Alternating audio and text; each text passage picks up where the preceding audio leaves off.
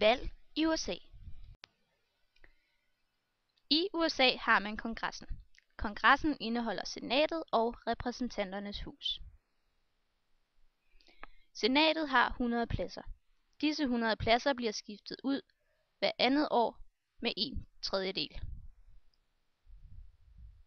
Repræsentanternes hus har 435 pladser. Repræsentanternes hus. Valgkredsene i repræsentanternes hus er opdelt efter befolkningstætheden i den enkelte stat, så der er lige mange personer i valgkredsene. Det vil sige, jo større staten er, jo flere repræsentanter er der. I senatet udvælges 2 fra hver stat, så valgkredsene er hele staten. Kun vælgerne, som bor i kongresdistriktet, kan stemme på det enkelte kongresdistrikts repræsentant. Deres kongres vil sige vores parlament eller vores folketing. Man kan ikke sidde i både senatet og i repræsentanternes hus. Pladserne skal besættes gennem vælgernes afstemning. Dette sikrer, at der kommer nye medlemmer i kongressen, hvilket sikrer, at vælgernes interesse bliver repræsenteret og opdateret, hvis f.eks. man er utilfreds med den politik, der bliver ført. Kandidatudvælgelsen foregår således, at partiet udvælger en kandidat, som de tror vil kunne klare sig bedst og vinde på hele partiets vegne, og det er denne repræsentant, vælgerne kan stemme på. Sydstaterne bliver betragtet som faste tilhængere af det demokratiske parti. Derfor afholdes der ofte et ekstra valg mellem de 2 demokratiske kandidater, som vi flest stemmer. Dette sker, hvis den ene kandidat ikke har absolut flertal i første valg. Den kandidat, der vinder anden gang, vinder, ligegyldigt hvor tæt stemmerne er. For og imod. Noget af det positive ved det amerikanske valg er, hvis vælgerne vil sætte sig ind i det, så kan de få stor indflydelse på, hvem der skal styre deres land, eftersom direkte demokrati spiller en stor rolle i amerikansk politik. Noget af det negative ved det amerikanske valg er, at det er meget indviklet. Derfor er valgdeltagelsen under 50%, ganske enkelt fordi den gennemsnitlige amerikaner ikke forstår det, og der er mange ting at tage stilling til konstant. Midtvejsvalget er et stort valg midt i præsidentperioden, altså hver andet år. 1/3 af de 100 senatorer stilles over for vælgernes dom. Det samme sker for repræsentanternes husets 435 medlemmer, hvor de alle sammen stilles over for en dom hver andet år.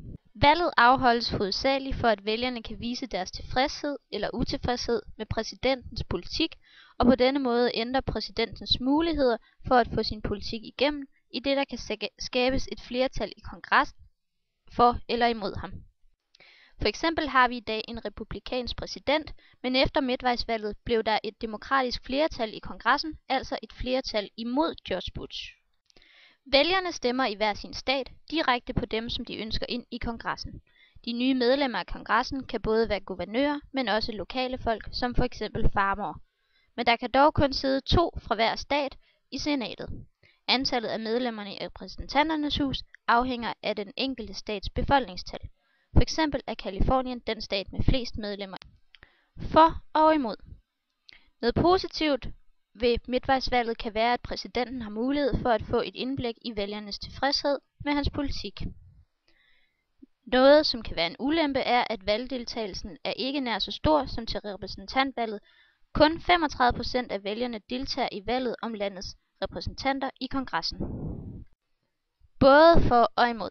Mulighederne for ændring af flertal kan betyde, at præsidenten enten får sværere eller lettere ved at trumfe sin politik igennem. Sammenligning med Danmark. Midtvejsvalget kan sammenlignes med kommunevalg i Danmark. Her er det, at kommunens borgmester og byråd vælges. Nogle mener, at dette resultat afspejler vælgernes tilfredshed i landspolitikken, altså tilfredshed med regeringen. Økonomien i USA.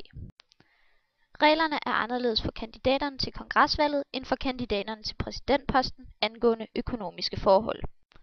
Man kan faktisk købe en politiker, som taler for køberen, investorens interesse i kongressen. Bidrag fra borgerne og politiske aktionskomiteer er med til at finansiere kandidatens kampagne. Denne tradition skal gøre det muligt for en almindelig borger at opnå valg til offentlige embeder uden at have personlig formue, og altså i konkurrencen med en anden kandidat, som har egne midler.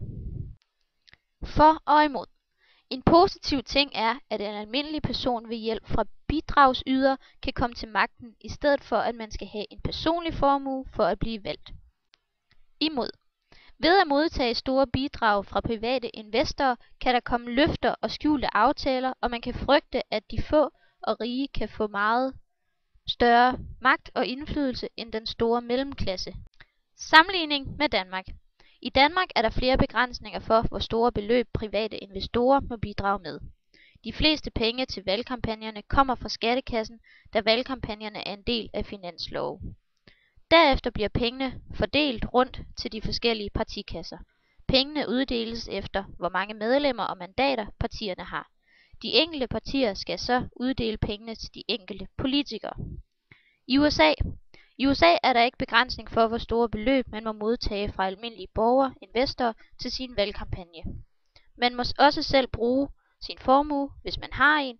Man får også penge fra de politiske aktionskomiteer.